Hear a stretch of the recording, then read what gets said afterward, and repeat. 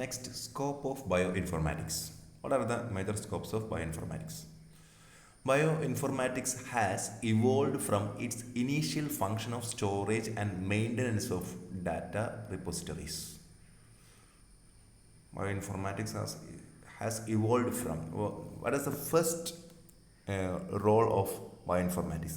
Just എന്തായിരുന്നു biological data just store ചെയ്യുക, അത് മെയിൻറ്റെയിൻ ചെയ്യുക. ഓക്കെ, ഒരു ലൈബ്രറി പോലെ നമുക്ക് കുറേ ബുക്കുകൾ കിട്ടി. ആ ബുക്കുകൾ എന്ത് ചെയ്യുന്നു, ജസ്റ്റ് ആ ബുക്കുകൾ കളക്ട് ചെയ്യുന്നു. അത് നമ്മൾ ഒരു ഷെൽഫിൽ അല്ലെങ്കിൽ ഒരു റൂമിൻ്റെ ഉള്ളിൽ ഡിഫറെൻറ്റ് ഷെൽഫിൽ നമ്മൾ അടുക്കി വയ്ക്കുന്നു. കൃത്യമായ അടുക്കും ചിട്ടയോടുകൂടി വയ്ക്കുന്നു. പെട്ടെന്ന് എടുക്കാൻ പറ്റുന്ന, പെട്ടെന്ന് വയ്ക്കാൻ പറ്റുന്ന രീതിയിൽ വയ്ക്കുന്നു. അപ്പം അങ്ങനെയുള്ള ഒരു ഇനീഷ്യൽ ലെവൽ അങ്ങനെയാണ് സ്റ്റാർട്ട് ചെയ്തത്. ഓക്കെ, പിന്നീട് അത് വല്ലാതെ ഡെവലപ്പ് ചെയ്തു ഈ ബയോഇൻഫോർമാറ്റിക്സ്. ഒരുപാട് ഫങ്ഷൻ ഉണ്ട് അതിന്. It include the present day application of computational techniques for the analysis of biological data, computational biology. Okay, അപ്പോൾ ജസ്റ്റ് ഒരു ഡാറ്റ സ്റ്റോർ ചെയ്ത് വെക്കുക, അത് മെയിൻറ്റെയിൻ ചെയ്ത് വെക്കുക, അങ്ങനെയുള്ളൊരു വെറും ഒരു പാസീവായ പരിപാടിയല്ല ഇപ്പോൾ ബയോഇൻഫോർമാറ്റിക്സിനുള്ളത്. Okay, so it includes the present day application of computational techniques for the analysis of biological data. Okay, so ഒരു ബയോളജിക്കൽ ഡാറ്റ കിട്ടിക്കഴിഞ്ഞാൽ അതിനെ എങ്ങനെയൊക്കെ അതിനെ അനലൈസ് ചെയ്യാം, അതിനെ ഏതൊക്കെ വിധത്തിൽ സ്റ്റഡി നടത്താം, ഓക്കെ, അതിന് എന്തൊക്കെ മോഡലുകൾ ഉണ്ടാക്കാം, എവിടെയൊക്കെയായിട്ട് കമ്പയർ ചെയ്യാം, ഇതൊക്കെയുള്ള പല പല വളരെ വൈഡായിട്ടുള്ള സ്റ്റഡീസ് ഇപ്പോൾ നടക്കുന്നുണ്ട്. Okay, so bioinformatics provides, എന്തൊക്കെയാണ് ബയോ ഇൻഫോർമാറ്റിക്സ് നമുക്ക് തരുന്നത്? Okay, number 1 sequence analysis. എന്താണ് sequence analysis? What do you mean by sequence analysis? It's very simple. In the case of nucleic acid, DNA, protein, all these molecules are composed of monomer units. Okay, and these monomer units combine together through bonds and form polymer molecules. Okay, so for this formation they follow a sequence. Each and every molecules like protein, nucleic acid, carbohydrate, all these molecules have a particular sequence. Okay, in the case of nucleic acid, the sequence contains 4 or 5 important nucleotides. ഇതൊക്കെ നമുക്കറിയാം. In DNA ഏതൊക്കെയായിരുന്നു? Adenine, thymine, guanine, cytosine. In RNA adenine, uracil, guanine, cytosine. Okay, so these are the monomer unit, monomer component of nucleic acid, adenine, thymine, guanine, cytosine in DNA. And in protein we can see 20 different amino acids. 20 different amino acids are arranged in sequence. Okay, so if we get a particular protein, that protein may have hundreds or thousands of amino acids combined together by peptide bond. Amino acid are combined together by peptide bond. Okay, so first amino acid combine with the second amino acid, make a bond with the second amino acid. Okay, make a peptide bond with the second amino acid, second with the third with the fourth with the fifth one, and so on. So we can see all these amino acid, and we can see in between the amino acid we can see a peptide bond, and all this amino acid, all this protein structure maintain a sequence. Okay, so നമ്മൾ എങ്ങനെ ഈ protein നമ്മൾ എടുത്തിട്ട് അതിനെ നമ്മൾ ഡീനാച്ചുറൈസേഷൻ നടത്തിയിട്ട് അതിനെ single strand ആക്കി കഴിഞ്ഞാൽ, എന്നിട്ട് നമ്മൾ അതിനെ തിരിച്ച് വീണ്ടും എന്ത് ചെയ്യുക, അതിനെ ഒരു സെക്കൻഡറി ടേർഷറി സ്ട്രക്ചറിലേക്ക് നമ്മൾ കൺവേർട്ട് ചെയ്ത് കഴിഞ്ഞാൽ അത് ഫസ്റ്റ് ഏത് ലെവലിലാണോ അത് secondary structure, tertiary structure, quaternary structure form ചെയ്തത്, അതേപോലെ തന്നെ സെക്കൻഡ് നമ്മൾ ഇതിന് ഡിനാച്ചുറേഷൻ നടത്തിയ ശേഷവും വരും. കാരണം എന്താ, അവിടെ അതിനൊരു സീക്വൻസിന് പ്രത്യേകതയുണ്ട്. ഇന്ന് ഒരു ഇപ്പോൾ പ്രൈമറി സീക്വൻസ് എന്ന് പറയുമ്പോൾ പ്രൈമറി സ്ട്രക്ചർ എന്ന് പറയുമ്പോൾ എല്ലാം അമിനോ ആസിഡുകളും ഈ പെപ്റ്റൈഡ് ബോണ്ട് മാത്രം വെച്ച് ബന്ധിപ്പിച്ചിരിക്കുന്ന സ്ട്രക്ചറാണ് പ്രൈമറി സ്ട്രക്ചർ എന്ന് പറയുന്നത്. ഇത് സെക്കൻഡറി ടെർഷറി ആകുമ്പോൾ ഈ ഒരു ഫസ്റ്റ് പെപ്റ്റൈഡ് ബോണ്ട് കൂടാതെ there will be additional bond like disulphide linkage, hydrophobic interaction, okay, പിന്നെ ഹൈഡ്രജൻ ബോണ്ടിങ്, ഇങ്ങനെ ഡിഫറെൻറ്റ് ടൈപ്പ് ഓഫ് ഇൻട്രാക്ഷൻ വരും. ഈ ഇൻട്രാക്ഷനൊക്കെ കൃത്യമായി ആദ്യത്തെ പ്രാവശ്യം എങ്ങനെയായിരുന്നു അതുപോലെ തന്നെ ഡീനാച്ചുറേറ്റ് ചെയ്യുമ്പോൾ തിരിച്ചും അത് വീണ്ടും നമ്മൾ റീനാച്ചുറേറ്റ് ചെയ്യുമ്പോൾ വീണ്ടും പഴയ പോലെ അതേപോലെ ബോണ്ട് ഫോം ചെയ്യും. സോ ഒരു കറക്റ്റ് സീക്വൻസ്, കറക്റ്റ് ഒരു ഇൻഫർമേഷൻ അത് മെയിൻറ്റെയിൻ ചെയ്യുന്നുണ്ട്. ഇത് തന്നെയാണ് ന്യൂക്ലിക് ആസിഡിൻ്റെ സീക്വൻസും ന്യൂക്ലിക് ആസിഡിൻ്റെ അലൈൻമെൻറ്റും കാര്യങ്ങളൊക്കെ ഇങ്ങനെയാണ്. സോ ഇതിനൊക്കെ അനലൈസ് ചെയ്യുക എന്നുള്ളത് ഇപ്പോൾ ബയോ ഇൻഫോർമാറ്റിക്സ് ടൂൾ വെച്ചിട്ട് വളരെ ഈസിയാണ്. പണ്ട് ഇത് ചിന്തിക്കാൻ പോലും പറ്റാത്ത അത്രയും ഡിഫിക്കൽട്ട് ആയിട്ടുള്ള ടാസ്ക് ആയിരുന്നു.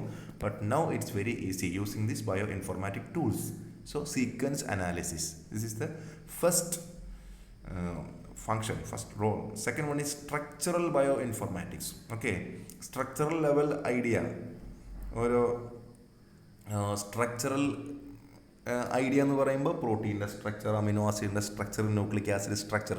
ഓക്കെ, ഇപ്പോൾ ശരിക്കും നമുക്ക് ഒരു കൃത്യമായിട്ടുള്ള ഒരു ന്യൂക്ലിക് ആസിഡിൻ്റെ ഒരു സിംഗിൾ സ്ട്രാൻഡാണ് കിട്ടിയത്, അല്ലെങ്കിൽ അമിനോ ആസിഡിൻ്റെ ഒരു പ്രോട്ടീൻ്റെ ഒരു പ്രൈമറി സ്ട്രക്ചറാണ് കിട്ടിയത്. പ്രൈമറി സ്ട്രക്ചർ എന്ന് പറഞ്ഞാൽ എന്താ? There is only peptide bond present, there is no other bonds. Okay, so primary structure ആണ് the structure which gives positional information. അതാണ് പ്രൈമറി സ്ട്രക്ചർ എന്ന് പറയുന്നത്. അവിടെ വേറെ ഹൈഡ്രജൻ ബോണ്ടും മറ്റൊന്നും വരുന്നില്ല. ഓക്കെ, അങ്ങനെ കിട്ടുന്ന ആ ഒരു പ്രൈമറി സ്ട്രക്ചറിൽ നിന്ന് നമുക്ക് സെക്കൻഡറിയും ടേർഷറിയും ക്വാട്ടർണറിയും ഒക്കെ പ്രെഡിക്റ്റ് ചെയ്യാൻ പറ്റും. നമുക്ക് ജസ്റ്റ് ഒരു പ്രൈമറി സ്ട്രക്ചർ പ്രോട്ടീൻ കിട്ടിയാൽ മതി. ആ പ്രോട്ടീനിൽ നിന്ന് നമുക്ക് സെക്കൻഡറി ടേർഷറി ഒക്കെ പ്രെഡിക്റ്റ് ചെയ്യാൻ പറ്റും. അതെങ്ങനെ പ്രെഡിക്റ്റ് ചെയ്യുക? നമ്മൾ ഈ ഇൻഫർമേഷൻ, ഇതിൻ്റെ ഫസ്റ്റ് അമിനോ ആസിഡ് ഇതാണ്, സെക്കൻഡ് ഇതാണ്, തേർഡ് ഇതാണ്, ആ ഒരു ലൈൻ സീക്വൻസ്, അമിനോ ആസിഡിൻ്റെ ആ സീക്വൻസ് നമ്മൾ നേരെ കമ്പ്യൂട്ടർ ഡാറ്റയായിട്ട് നമ്മൾ കൊടുക്കും. ആ കമ്പ്യൂട്ടർ ഉടനടി അത് വേൾഡ് വൈഡ് ആയിട്ടുള്ള അതിന് കിട്ടിയ ഇൻഫർമേഷൻ മുഴുവൻ, ആ ഡാറ്റാ ബേസുകളുണ്ട്, ഡാറ്റ സ്റ്റോറേജ്, ലൈബ്രറി പോലുള്ള സംഭവങ്ങളുണ്ട്, നമ്മൾ തുടർന്ന് പഠിക്കും. അത്തരം വലിയ വലിയ ലൈബ്രറികളിലുള്ള ഇങ്ങനത്തെ ഓൾറെഡി സ്റ്റോർ ചെയ്ത് വെച്ചിട്ടുള്ള അമിനോ ആസിഡ് സീക്വൻസുമായിട്ട് കമ്പയർ ചെയ്യും. അപ്പോൾ ഏതിനോടെങ്കിലും ഇതിന് സിമിലാരിറ്റി തോന്നുന്നുണ്ടെങ്കിൽ അതുമായിട്ട് ഇത് സിമിലറാണ്, അപ്പോൾ അതുകൊണ്ട് ഇത് ഈ സീക്വൻസ് ആയിരിക്കും, അപ്പോൾ അതിൻ്റെ സെക്കൻഡറി ടേർഷറി ഇങ്ങനെയാവുമെന്ന് പറഞ്ഞിട്ട് നമുക്ക് സെക്കൻഡുകൾക്കുള്ളിൽ നമുക്ക് ആ സാധനം കിട്ടും. അതാണ് structural bio informatics. Then the simulation of molecular interaction like metabolic pathway and gene network. Okay, so molecular interaction, metabolic പാത്വേയും ജീൻ നെറ്റ്വർക്ക് തമ്മിലുള്ള, ഇപ്പോൾ ഒരു മെറ്റാബോളിക് പാത്വേയിൽ അതിൽ ഒരുപാട് എൻസൈമുകൾ ജനറേറ്റ് ചെയ്യുന്നുണ്ടാവും. ആ എൻസൈമുകൾ ഓരോ പാത്വേയിലും ആ എൻസൈം ആയിരിക്കും, ആ എൻസൈം ക്രിയേറ്റ് ചെയ്യുന്ന ഒരു ജീൻ എന്നായിരിക്കും. ഓക്കെ, അപ്പോൾ ആ ജീനിനെ കുറിച്ചുള്ള ഇൻഫർമേഷൻ, അതിനുണ്ടാകുന്ന എൻസൈമിനെ കുറിച്ചുള്ള ഇൻഫർമേഷൻ, അത് കൺട്രോൾ ചെയ്യുന്ന മെറ്റാബോളിക് പാത്വേനെ കുറിച്ചുള്ള ഇൻഫർമേഷൻ, ഹോർമോണുകളെ കുറിച്ചുള്ള ഇൻഫർമേഷൻ, ഇതിനൊക്കെ തമ്മിലുള്ളൊരു സിമുലേഷൻ, ഒരു മാത്തമാറ്റിക്കലായിട്ടുള്ളൊരു കാൽക്കുലേഷനും മറ്റുള്ള എല്ലാ കാര്യങ്ങളും വരുന്നതാണ് ഈ ബയോ ഇൻഫോർമാറ്റിക്സ് എന്ന് പറയുന്നത്.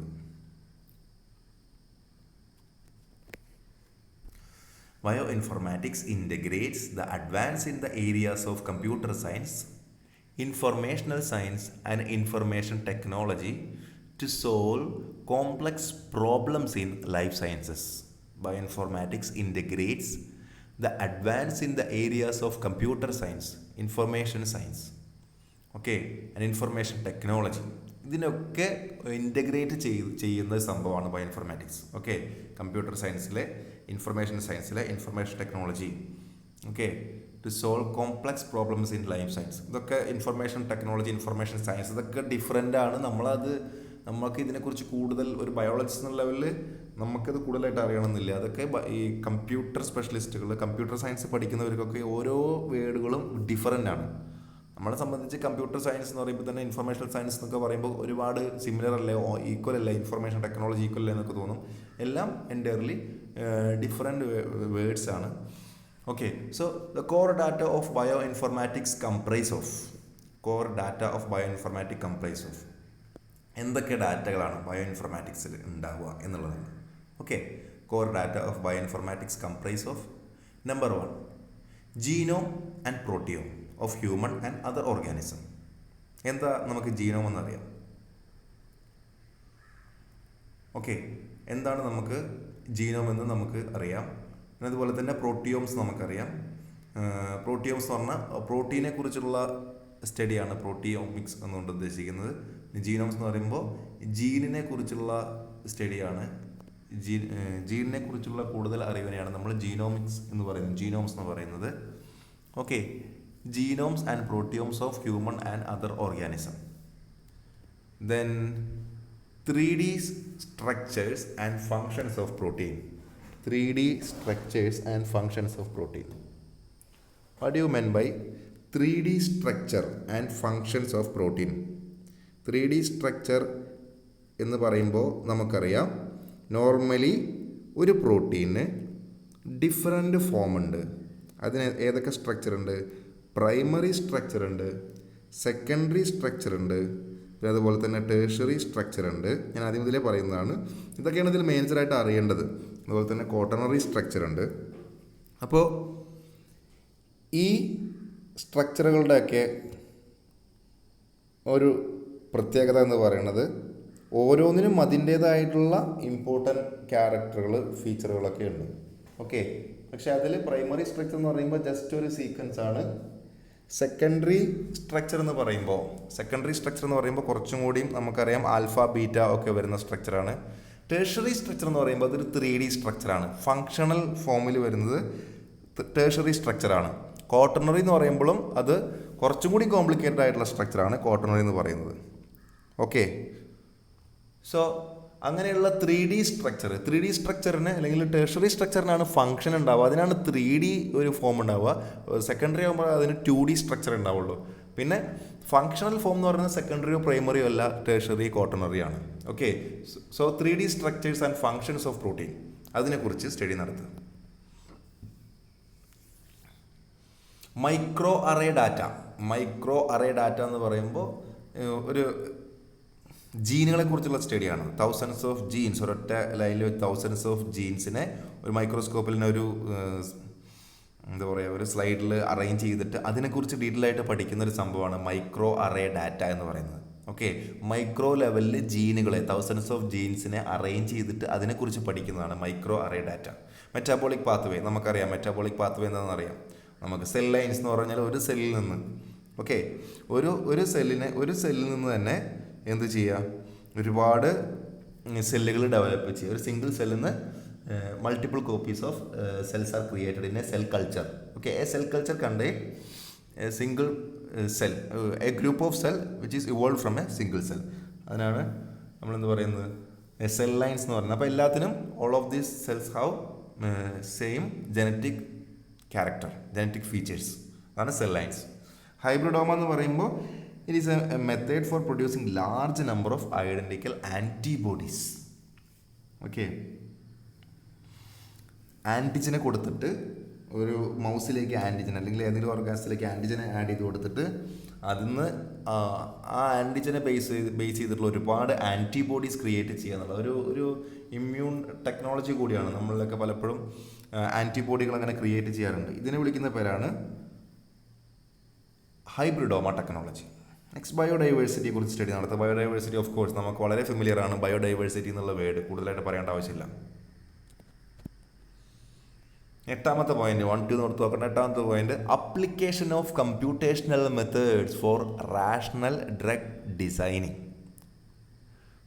Rational drug design. ഡ്രഗ് എന്ന് പറയുമ്പോൾ നമുക്കറിയാം എന്താ ഡ്രഗ് എന്ന് പറയുമ്പോൾ ഉദ്ദേശിക്കുന്നത്.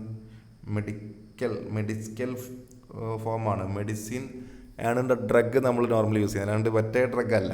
ഓക്കെ, സോ മെഡിസിൻസ് ക്രിയേറ്റ് ചെയ്യാൻ, നല്ല ഡിസീസിനെ കറക്റ്റായിട്ടുള്ള, അപ്പോൾ നമ്മൾ ഒരു തലവേദന ഉണ്ടായി, പനി ഉണ്ടായി, ജലദോഷം ഉണ്ടായി, പല പല രോഗങ്ങൾക്ക് നമ്മൾ സെയിം സാധനം കഴിക്കുന്നൊരു അവസ്ഥ ഉണ്ട് പലപ്പോഴും. ഓക്കെ, മിക്കവാറും ഒരു പാരസെറ്റമോളാണ് എല്ലാത്തിനും കഴിക്കുന്നൊരു സംഭവമുണ്ട്. അതെന്തല്ല, അതൊരു റാഷണൽ ലെവലിൽ കൃത്യമായിട്ട് ചെയ്യുന്നൊരു പരിപാടിയല്ല, അതൊരു കോമൺ ആയിട്ട് ചെയ്യുന്നതാണ്. ഇപ്പോൾ വിക്സ് എന്ന് പറയുന്ന സാധനം ഒരുപാട് രോഗങ്ങൾക്ക് ഒരേ സമയം യൂസ് ചെയ്യുന്നത്. ഇപ്പോൾ ഫലം ഉണ്ടാവും, പക്ഷേ ഇപ്പോഴത്തെ ലേറ്റസ്റ്റ് ലെവൽ എന്താണെന്ന് വെച്ച് കഴിഞ്ഞാൽ എവിടെയാണോ രോഗം, എന്താണോ പ്രശ്നം, അതിനെ കൃത്യമായി ഐഡൻറ്റിഫൈ ചെയ്ത് അതിനെ മാക്സിമം സൈഡ് എഫക്ട്സ് കുറച്ച് അതിനെ മാത്രം ഫോക്കസ് ചെയ്തിട്ട് ഉണ്ടാക്കുന്ന ഡ്രഗ്സ്. എസ്പെഷ്യലി ക്യാൻസറിനൊക്കെ, ക്യാൻസർ ഒരു പർട്ടിക്കുലർ ഏരിയയിൽ എഫക്റ്റ് ചെയ്യുമ്പോൾ ക്യാൻസർ സെൽ ഡെവലപ്മെൻ്റ് ആണ്, സെൽ എൻലാർജ്മെൻറ്റും സെൽ ഡെവലപ്മെൻ്റ് ആണ്, മാക്സിമം സെൽ പ്രൊലിഫറേഷനാണ്. സോ നമ്മൾ ആ ക്യാൻസറിനുള്ള ഒരു മരുന്ന്, മെഡിസിൻ എന്ന് പറയുന്നത് ആ സെല്ലിനെ ഇല്ലാതെയാക്കുക എന്നുള്ളതാണ് പ്രധാനം. ഓക്കെ, ആ സെല്ലിനെ കില്ല് ചെയ്ത് കളയുക. അപ്പോൾ നമ്മൾ ആഡ് ചെയ്യുമ്പോൾ അത് വളരെ സ്പെസിഫിക് ആയിരിക്കണം. ഒരു ഡ്രഗ്സ് കൊടുക്കുന്ന സമയത്ത് ആ ഒരു പ്രോബ്ലം ഉണ്ടാക്കി, എവിടെയാണോ പ്രോബ്ലം ഉണ്ടാക്കി ആ സെല്ലിനെ മാത്രം ഫോക്കസ് ചെയ്തിട്ടുള്ള ഡ്രഗ്സാണ് നമ്മൾ കൊടുക്കുക. എന്നിട്ട് അതിനെ മാത്രം കില്ല് ചെയ്ത് കളയണം. കാരണം മറ്റുള്ള സെല്ലുകൾക്കൊക്കെ സെയിം ഫീച്ചർ ഉണ്ടാവും, പക്ഷെ അവരെ ഐഡൻറ്റിഫൈ ചെയ്തിട്ട് ഈ പ്രശ്നക്കാരെ മാത്രം കില്ല് ചെയ്യുന്ന രീതിയിൽ ഡ്രഗിനെ ഡിസൈൻ ചെയ്യണം. ഓക്കെ, അപ്പോൾ ഏത് പ്രോട്ടീനാണ് അതിന് പറ്റുക, പർട്ടിക്കുലർ മാർക്കറുകളൊക്കെ ഉണ്ടാവും. കൃത്യമായ പ്രോട്ടീനെ, കൃത്യമായ മോളിക്യൂളിനെ ഐഡൻറ്റിഫൈ ചെയ്ത് അതിനെ ബേസ് ചെയ്തിട്ട് എങ്ങനെ അവിടെ എത്തിക്കാം, ഏത് വിധത്തിൽ പോകാം, എങ്ങനെ അത് ബൈൻഡ് ചെയ്യാം, ഇത്തരം കാര്യങ്ങളൊക്കെ കൃത്യമായി സ്റ്റഡി നടത്തിയിട്ട് ഒരു ഡ്രഗ് ഡിസൈൻ ചെയ്യാൻ പറ്റുക എന്ന് പറഞ്ഞാൽ അത് ഇൻഫർമേഷൻ ടെക്നോളജി, ബയോ ഇൻഫർമാറ്റിക്സിലാണ് പോസിബിൾ ആയിട്ടുള്ളൂ. ഈ കമ്പ്യൂട്ടറിൻ്റെ ഒരു ഐഡിയ ഉണ്ടാക്കാതെ ഞാൻ എൻ്റെ വീട്ടിലിരുന്നിട്ട് എൻ്റെ ബുദ്ധി കൊണ്ട് ഭയങ്കരമായി ആലോചിച്ചിട്ട് ഞാനൊരു ഡ്രഗ് ഉണ്ടാക്കാൻ നിന്ന് കഴിഞ്ഞാൽ പണി പാളും. Okay, so it also involves computational simulation of experimental biology. Okay, അപ്പോൾ ഒരു ബയോളജിക്കൽ എക്സ്പെരിമെൻറ്റിനകത്ത്, ഇപ്പോൾ ഡ്രഗ് ഡിസൈനിങ്ങും ഒരു ബയോളജിക്കൽ എക്സ്പെരിമെൻറ്റ് നമുക്ക് വേണമെങ്കിൽ പറയാം, ഒരു നല്ല ഡ്രഗ് ഡിസൈൻ ചെയ്യുന്നത്.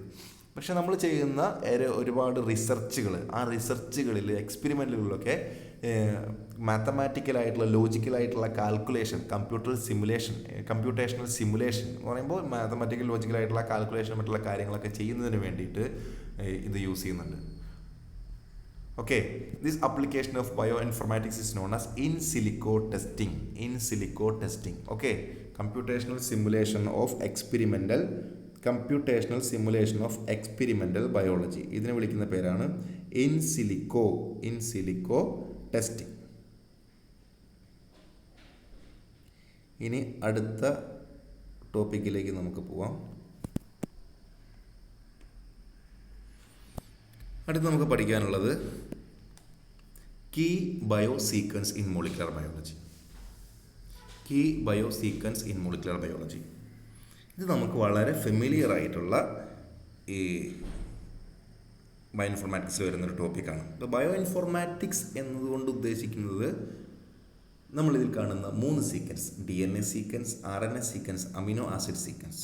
Okay, DNA sequence, RNA sequence, amino acid sequence. We are very familiar with all these topic. DNA sequence, RNA sequence, amino acid sequence നമുക്ക് വളരെ നന്നായിട്ട് അറിയാം. പക്ഷേ എക്സാമിന് ചോദിക്കാറുണ്ട്. എനിക്ക് തോന്നുന്നു ഞാൻ എൻ്റെ PPTയിൽ ഉൾപ്പെടുത്തിയിട്ടില്ല, നിങ്ങൾക്ക് നന്നായി അറിയാവുന്നതുകൊണ്ട് PPTയിൽ ഉൾപ്പെടുത്തിയിട്ടില്ല എന്നാണ് എനിക്ക് തോന്നുന്നത്. അപ്പോൾ ഇതാണ് 3 ബേസിക് കീ സീക്വൻസ് എന്ന് പറയുന്നത്. ഓക്കെ, എന്താണ് DNA യുടെ കമ്പോണൻറ്റ് എന്തൊക്കെയാണ്, RNA എന്താ, RNAയുടെ കമ്പോണൻറ്റ് എന്തൊക്കെയാണ്, ഇതൊക്കെ വളരെ ഫെമിലിയറാണ്. അമിനോ ആസിഡ് എന്താണ്, അമിനോ ആസിഡിൻ്റെ കമ്പോണൻറ്റ്സ് എന്തൊക്കെയാണ്, ഇതൊക്കെ നമുക്കറിയാം. ഓക്കെ, ഉൾപ്പെടുത്തിയിട്ടില്ല. ബട്ട് DNA നമുക്കറിയാം. DNA is a deoxyribonucleic acid.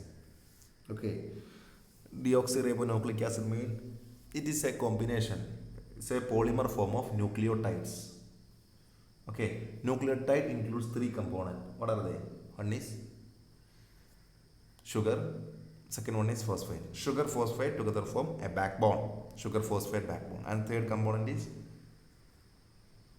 nitrogen bases. Okay, sugar, phosphate, nitrogen bases. So sugar phosphate act as a backbone, and nitrogen bases are arranged perpendicular to the sugar phosphate backbone, and they make hydrogen bonds. Okay, so in the structure of a DNA structure, RNA structure നമുക്കറിയാം. DNA is a double stranded structure, RNA is a single stranded structure. In the structure there will be different nucleotides.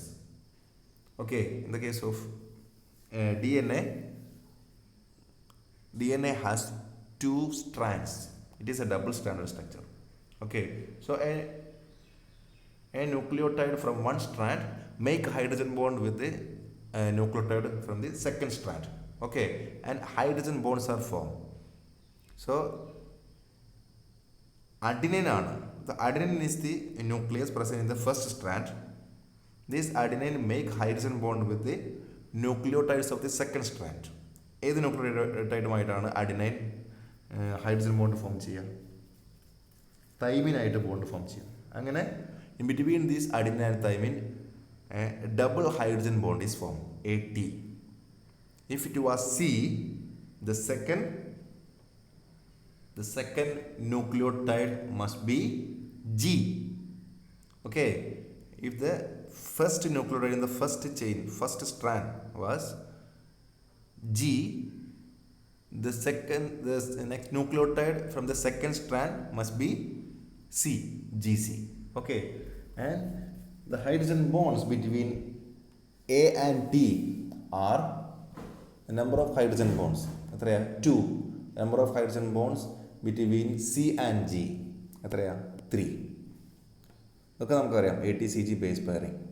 So, adjacent nucleotides are joined together by a linkage called, a bond is called phosphodiester bond. Adjacent nucleotides are combined together by phosphodiester bond. Adjacent strands of the same DNA are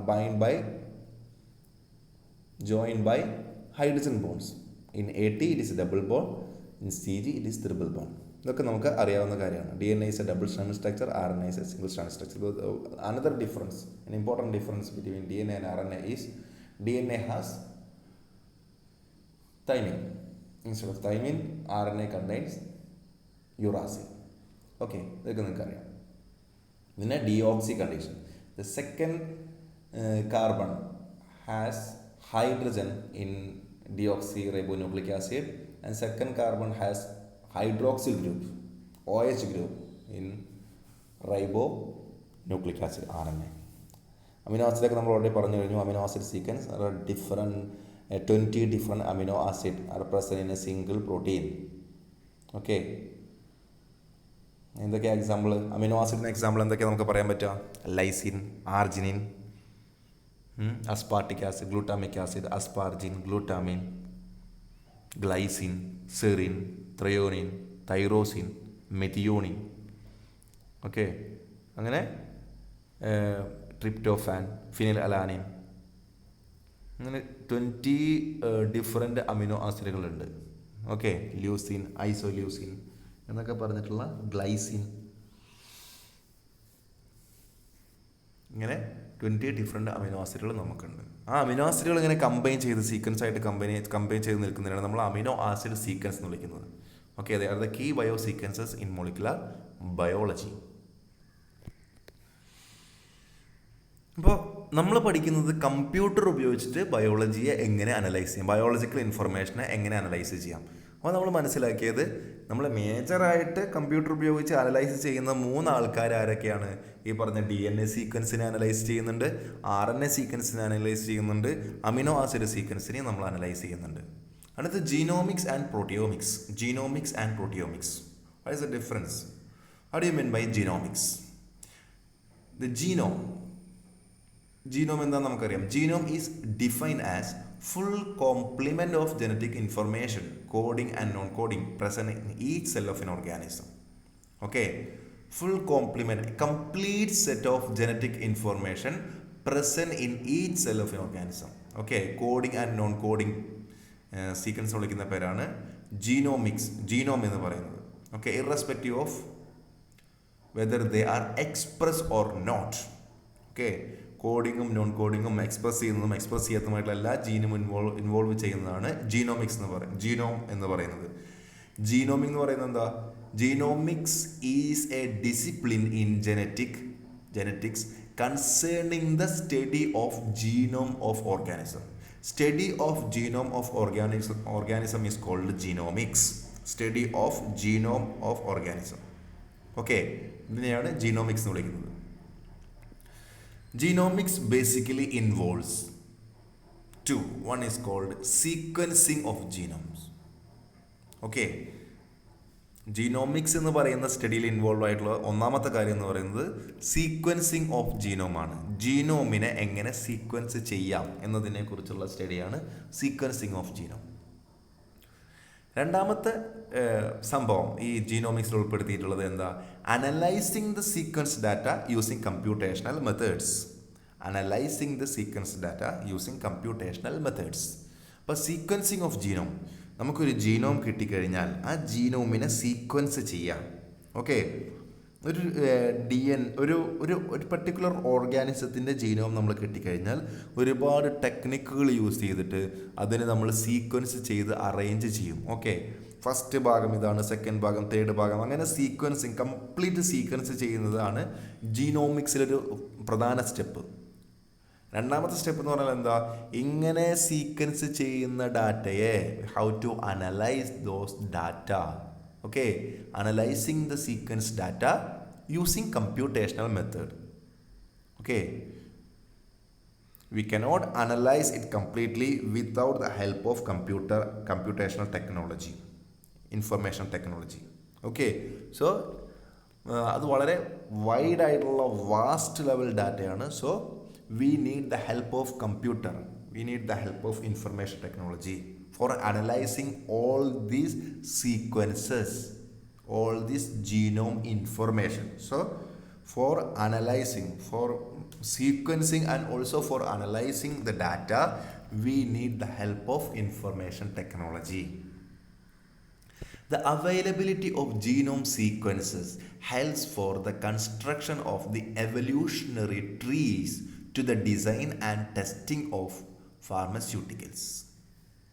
Okay, so if we got information, if we got a particular genome or a group of genome, okay, and if we sequenced the data and if you analyzed the data, that analyzed data has a lot of application, different level application ഉണ്ട്. Okay, so നമ്മുടെ ബോഡിയിൽ ഉള്ള നമ്മളെ attack ചെയ്ത ഒരു ബാക്ടീരിയയോ വൈറസോ ഏതോ ആവട്ടെ, okay, അതിനെയാണ് നമ്മൾ ഐഡൻറ്റിഫൈ ചെയ്തത്. ഒരു പർട്ടിക്കുലർ ഓർഗാനിസം നമ്മളിൽ എഫക്റ്റ് ഉണ്ടാക്കുന്നു. കൊറോണ വൈറസ് നമുക്ക് വളരെ ഫേമബിളാണ്. കൊറോണ ഒക്കെ പറഞ്ഞത് പറയുന്നില്ല കൂടുതലായിട്ട്. സോ എപ്പോഴും കേൾക്കുന്ന വേർഡാണ്. സോ അങ്ങനെ ഒരു സംഭവം നമ്മളെ അറ്റാക്ക് ചെയ്യുന്നതായിട്ട് നമ്മൾക്ക് കിട്ടിക്കഴിഞ്ഞാൽ നമ്മൾ അതിൻ്റെ ഒരു സാമ്പിൾ എടുത്തിട്ട് അതിൽ നിന്ന് ആ പെർട്ടിക്കുലർ RNAയോ DNA നമ്മൾ ഐഡൻറ്റിഫൈ ചെയ്യുന്നു. ഓക്കെ, എന്നിട്ട് ഇപ്പോൾ കൊറോണ കേസ് തന്നെ പറയുകയാണെന്നുണ്ടെങ്കിൽ നമ്മൾ RNA ഐഡൻറ്റിഫൈ, ആ ഒരു പർട്ടിക്കുലർ ജീനിനെ നമ്മൾ അവിടെ നിന്ന് ഐഡൻറ്റിഫൈ ചെയ്തെടുത്തിട്ട് RNA ഐഡൻറ്റിഫൈ ചെയ്തെടുത്ത് നമ്മൾ അതിൽ കൃത്യമായി സ്റ്റഡി നടത്തുന്നു. ഓക്കെ, അങ്ങനെ നടത്തിയിട്ട് അതിനെ മുമ്പുള്ള സംഭവമായിട്ട് ഇപ്പോൾ അത് ചൈനയിൽ ഇന്ന കാലത്ത് ഉണ്ടായിരുന്ന ഒരു കൊറോണ തന്നെയാണ്, അതിൻ്റെ ഒരു വേറെ ഫോമാണ്, COVID-19 ആണ് എന്ന് ഐഡൻറ്റിഫൈ ചെയ്യുന്നത് എങ്ങനെയാണ്? ജസ്റ്റ് ഒരു സയൻറ്റിസ്റ്റ് ഇങ്ങനെ ലാബിലിരുന്നിട്ട് മൈക്രോസ്കോപ്പ് കൂടെ ഇങ്ങനെ നോക്കി സാധനത്തിനെ കണ്ടപ്പോൾ എനിക്ക് ഓർമ്മ വന്നു ഇത് പഴയതാണ്, അങ്ങനെ നോക്കിയിട്ടാണോ? ഒറ്റയടിക്ക് അയാളുടെ മെമ്മറി വെച്ച് അയാൾ ജസ്റ്റ് ഇങ്ങനെ ചെക്ക് ചെയ്യുമ്പോൾ ഈ സംഭവം ശരിയാട്ടോ, ഇത് പഴയ സംഭവം, ഇതാണ് ഇത്രയും കൊല്ലങ്ങൾക്ക് മുമ്പ് വന്നത്, അത് റിപ്പീറ്റ് ചെയ്ത് വന്നതാണ്, ഇങ്ങനെ കണ്ടുപിടിക്കുകയാണോ? ആക്ച്വലി അങ്ങനെയല്ല. അയാൾ ആ ഡാറ്റ കിട്ടുമ്പോൾ അയാൾ അത് ബയോഇൻഫോർമാറ്റിക് ടൂൾസ് ഉപയോഗിക്കും. അവിടെ കമ്പയർ ചെയ്ത് നോക്കുമ്പോൾ ഈ പറഞ്ഞ പഴയ ഡാറ്റാസൊക്കെ ലോകത്ത് ഏതൊക്കെ വൈറസ് ഏതൊക്കെ ബാക്ടീരിയ മുമ്പ് ഉണ്ടായിട്ടുണ്ടോ അവരുടെ ഒക്കെ ഒരുവിധമുള്ള എല്ലാ ഡീറ്റെയിൽസും ഈ പറഞ്ഞ ബയോഇൻഫോർമാറ്റിക്സിൽ ഉണ്ടാവും.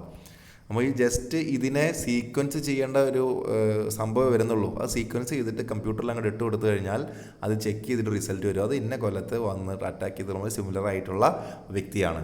ഓക്കെ, അപ്പോൾ എന്ത് ചെയ്യും? അത് വെച്ചിട്ട് അപ്പോൾ അതൊരു അറ്റാക്ക് ചെയ്യുന്ന നമുക്ക് പ്രോബ്ലം ഉണ്ടാക്കുന്ന ഒരു സാധനം ആയതുകൊണ്ട് അതിനെതിരെ ഡ്രഗ് ഡിസൈൻ ചെയ്യാൻ നോക്കുക. അപ്പോൾ ഇത്തരം ആൾക്കാർക്കെതിരെ ഡ്രഗ് ഡിസൈൻ ചെയ്യാന്ന് പറഞ്ഞാൽ മ്യൂട്ടേഷനൊക്കെ നടക്കുന്നതുകൊണ്ട് വളരെ കോംപ്ലിക്കേറ്റഡ് ആണ്, വളരെ പ്രശ്നം ഉണ്ടാക്കുന്നതാണ് പറ്റാത്തത്. നോർമലി ഒരു സാധാ ബാക്ടീരിയ ഒക്കെ ആണെന്നുണ്ടെങ്കിൽ അതിനെതിരെ ഡ്രഗ് ഡിസൈൻ ചെയ്യാൻ വളരെ ഈസിയാണ്. ഓക്കെ, കാരണം അതിൻ്റെ സീക്വൻസ് ഐഡൻറ്റിഫൈ ചെയ്തിട്ട് അതിൻ്റെ പൂർവ്വ പിതാമഹന്മാരെയൊക്കെ കണ്ടുപിടിക്കും, എവല്യൂഷണറി ട്രീസ് ഒക്കെ ക്രിയേറ്റ് ചെയ്യാൻ പറ്റും. അപ്പോൾ അവർക്കൊക്കെ ഡിസൈൻ ചെയ്ത ഡ്രഗ്സൊക്കെ അവൈലബിൾ ആയിരിക്കും. അപ്പോൾ അതിൽ നിന്ന് എന്താണ് ഇതിൻ്റെ ചേഞ്ച് എന്ന് മനസ്സിലാക്കും, ഈ ഓർഗാനിസത്തിന് എന്ത് ചേഞ്ചാണുള്ളത്. അപ്പോൾ ആ ചേഞ്ച് വെച്ചിട്ട് ആ ഒരു ചേഞ്ചിന് അനുകൂലമായിട്ടുള്ള അതിനെ കില്ല് ചെയ്യാൻ പറ്റുന്ന ഡ്രഗ്സ് ഡിസൈൻ ചെയ്യും. ഓക്കെ, സോ ഫാർമസ്യൂട്ടിക്കൽസിൽ ടെസ്റ്റ് ചെയ്യാനും അതിനെ എന്താ പറയുക എവല്യൂഷണറി ട്രീസ് ഡെവലപ്പ് ചെയ്യാനും ഡ്രഗ് ഡിസൈൻ ചെയ്യാനും ഒക്കെ ഇത് യൂസ് ചെയ്യുന്നുണ്ട്. Genomics has also enabled the study of expression of thousands of genes simultaneously. Okay, instead of just examining individual genes. ഞാൻ ഈ പറഞ്ഞ പോലെ ഒരു വൈറസിന് അല്ലെങ്കിൽ ഒരു ബാക്ടീരിയയുടെ ജീന് കിട്ടിക്കഴിഞ്ഞാൽ നമ്മുടെ ബുക്കിൽ എഴുതി വെച്ചിട്ടുണ്ട് അതിൻ്റെ സീക്വൻസ് ഞാൻ എടുക്കുകയാണ്, ഞാൻ മാനുവലായിട്ട് ചെയ്യുന്ന ഒരു അവസ്ഥ ആലോചിച്ച് നോക്കിയേ. ഒരു ജീൻ എടുത്തിട്ട് ഞാനിങ്ങനെ നോക്കും, A T C G C G similar ആണോ, ഒരു ജീൻ തന്നെ വലിപ്പം നല്ലോണം ഉണ്ടാവും, അതിലുള്ള സീക്വൻസ് ഉത്തരം ഉണ്ടാവും. ഇതിനെ ഞാൻ ഒരെണ്ണം എടുത്ത് കമ്പയർ ചെയ്യാൻ ചിലപ്പോൾ ഒരു ദിവസത്തിൽ കൂടുതലെടുക്കും ചിലപ്പോൾ. ഓക്കെ, അതൊരു 10 എണ്ണം 100 എണ്ണമൊക്കെ ആയിക്കാനുള്ള അവസ്ഥ എത്ര സമയം എടുക്കും. മറ്റെന്ന് പറഞ്ഞാൽ നമ്മൾ ആ സീക്വൻസ് എടുത്ത് നേരെ ഇട്ട് കൊടുക്കുക.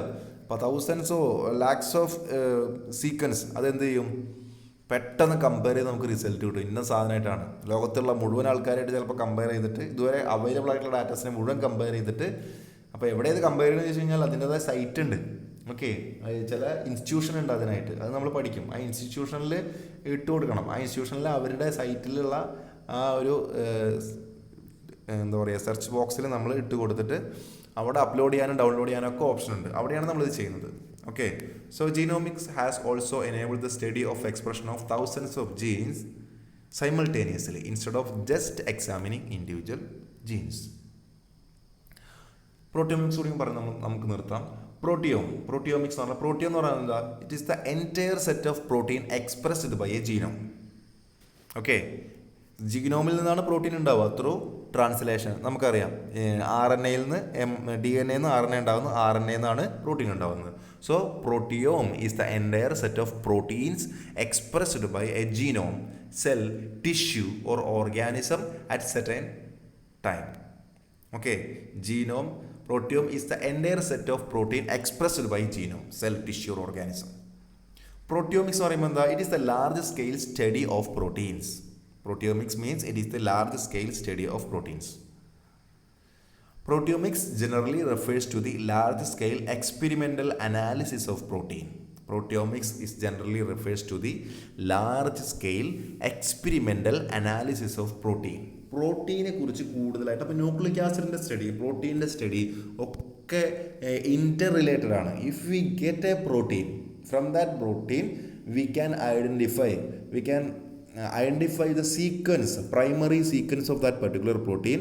Okay, and we can analyze that information and we can identify the parent RNA molecule. Okay, so because the formation of protein, there must be an RNA. A protein can be synthesized only from an RNA through translation process. Okay, so അവിടെ ഒരു definite sequence ഉണ്ട്. So if we get A protein, if we identify that protein sequence, we can easily analyse it and identify the RNA molecule. By using the details, data, information of RNA, we can identify the DNA sequence. So because RNA is formed from DNA. Okay, so we can easily identify the DNA sequence from the RNA. അങ്ങനെ നമുക്ക് അപ്പോൾ protein sequence കിട്ടിക്കഴിഞ്ഞാൽ, protein എന്ന് പറയുന്നത് പ്രോട്ടിയോമിക്സിൻ്റെ ഭാഗമാണ്. Protein കിട്ടിക്കഴിഞ്ഞാൽ നമുക്ക് RNA കിട്ടും, DNA കിട്ടും. അപ്പോൾ അത് എന്തിൻ്റെ ഭാഗമായിട്ട് മാറി? ജീനോമിക്സിൻ്റെ ഭാഗമായിട്ട് മാറി. So genomics and proteomics, they are interconnected. It is often specifically used for protein purification and mass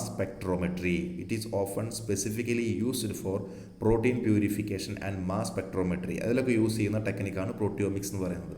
okay, mass spectrometry എന്ന് പറഞ്ഞാൽ ഈ പ്രോട്ടീൻ നമ്മളൊരു പെർട്ടിക്കുലർ പ്രോട്ടീനെ നമുക്ക് ഐഡൻറ്റിഫൈ ചെയ്യണമെന്നുണ്ടെങ്കിൽ നമ്മളത് ആ പ്രോട്ടീൻ എടുത്തിട്ട് അയച്ചു കൊടുത്താൽ മതി. അത് ആ മാസ് സ്പെക്ട്രോമെട്രി എന്ന് പറയുന്ന മെഷീനിൽ ഇട്ടിട്ട് അത് ഏത് പ്രോട്ടീനാണെന്ന് കൃത്യമായി ഐഡൻറ്റിഫൈ ചെയ്യും.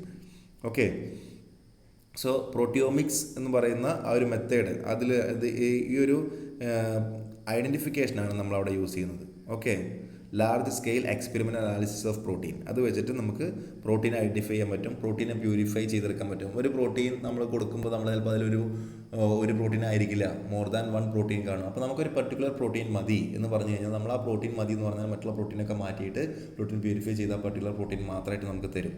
ആണ് പ്രോട്ടീൻ പ്യൂരിഫിക്കേഷൻ. അപ്പോൾ ഇത്രയാണ് നമുക്ക് ഫസ്റ്റ്. ഇനി നമുക്ക് എടുക്കാനുള്ളത് popular databases in bioinformatics എന്ന് പറഞ്ഞാൽ ഇത് സ്റ്റോർ ചെയ്ത് വയ്ക്കുന്ന സ്ഥലങ്ങളാണ്. അത് നമ്മൾ അടുത്ത ക്ലാസ്സിലെടുക്കും. ഓക്കെ, പ്രോട്ടിയോമിക്സ് വരെ ക്ലിയർ ആയെന്ന് വിചാരിക്കുന്നു.